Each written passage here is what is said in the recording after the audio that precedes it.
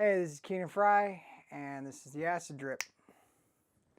So now we're kind of in OBS, and we're just going to be looking at the project I've been working on. You're going to basically see my website in the background, and we're about to head over to my extended monitor, and okay, let's get over to there.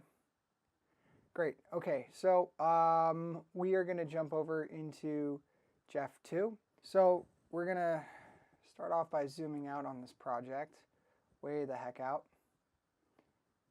Okay, what you're looking at right now is a fairly complex 3-point perspective render. Let's grab this guy and get this guy moving around. So what you're looking at right here, this point right here, the third wall of the 3-point perspective, this right here. So you have this corner where my mouse is at, which is the right side perspective. You have this corner, which is the left side perspective, and it's highlighting, and then here's the top of it.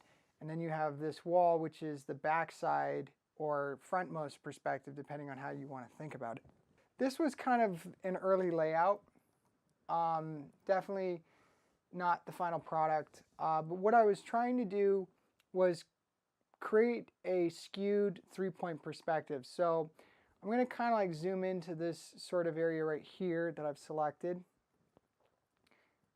And here we go. So this corner right here, which is the shape that I've selected, is basically part of a bridge. But if I zoom back out just a teeny bit, I'm going to go ahead and create a guideline to show you guys what I'm talking about. There we go.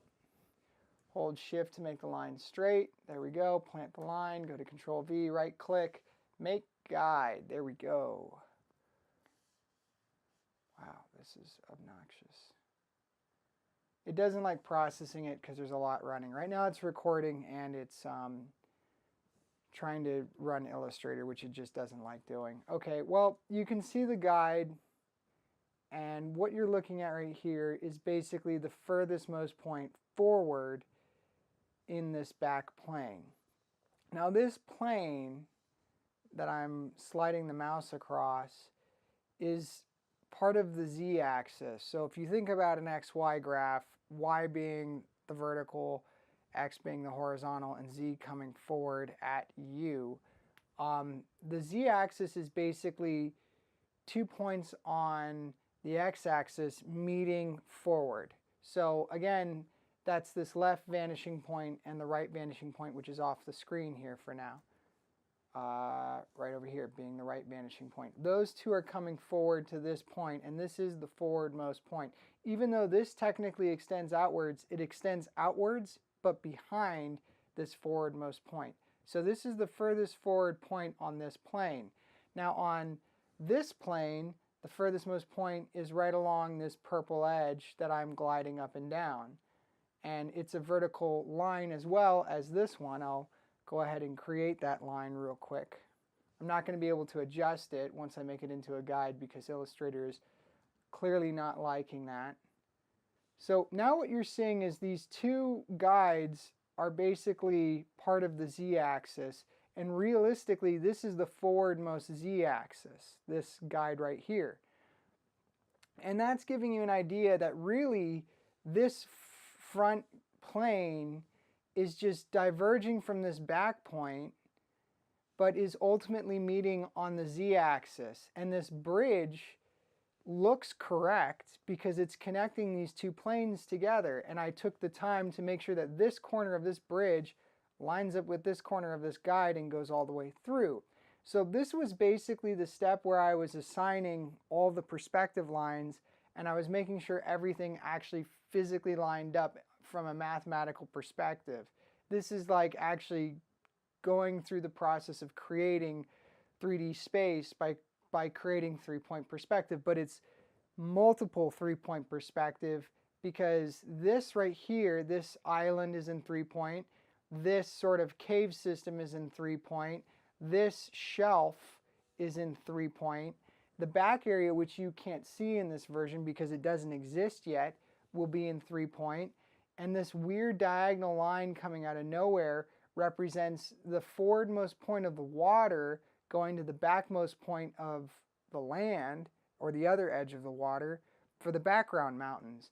and there'll be an island in the middle of that in 3-point perspective as well. And you're going to see that in the next illustration that I'm going to show you. So this is like a really complex evolutionary step. There's a lot that's changed here. So for starters, this is the file format that's going to get, this is the final format that this file is going to be sent to for the printer. But if I unlock this layer and get rid of this, boom, now you can see that I'm covering a lot of stuff up. And that's because this layer has a hole cut out in it, and this is the actual artboard itself that will be sent to the print shop to make the print copy, the paper copy. So the whole point of doing this process and making everything in Illustrator the way I made everything was to make sure everything lined up correct. So these white objects right here are kind of like clouds, and they are each on their own plane, and they are wrapping around this giant tower, which is in 2-point perspective, not 3-point. And I put it in 2-point to break perspective. So earlier I talked about Dan Seagrave and how he breaks perspective. Dan Seagrave, the way he does things is everything is in relative 3-point perspective. Remember how I told you that this front plane that you can kind of see is cut off by the frame that I've decided to use for this crop? This front plane is related to this back plane, and they run across the same z-axis. That's relative perspective. There's multiple 3-point perspectives, but they're glued together. They're united. Dan Seagrave will create objects in 3-point perspective, but they will be in clashing 3-point perspective. Instead of having coherence where these are clearly on the same plane and are related to each other, Dan will purposely create things that are not on the same plane. He's doing that to you so you stop and have to think about his art, because your brain physically can't process it at the speed that it's normally processing its perspective at. And that's something he's doing on purpose, and he does it very, very, very well. He does it very well because he's practiced it, and he's purposely challenging the way you perceive space. That's why it confuses you when you look at one of his pieces and it looks like in any piece he has 90 to 100 plane changes, and singular objects like a bridge or a building will have multiple plane changes in one object, and it creates this really like chaotic landscape that messes with our sense of depth. So playing with that idea, I wanted to make one element break perspective, which is the tower. This orangey pink thing that's coming out of this island in the middle is purposely breaking perspective. It's in 2-point. I didn't want to put it in 3-point because that would be really difficult to do, and I'm not really sure how to put this in broken 3-point perspective, which is what Dan does. I'm not really sure how to do that. For my next project I might try doing that, but instead I created everything else in fixed 3-point, and then I created this in broken 2-point, and that's why it's flat. And it looks different because of that. It looks like a weird flat object coming out of the ground, and it's meant to look disorienting.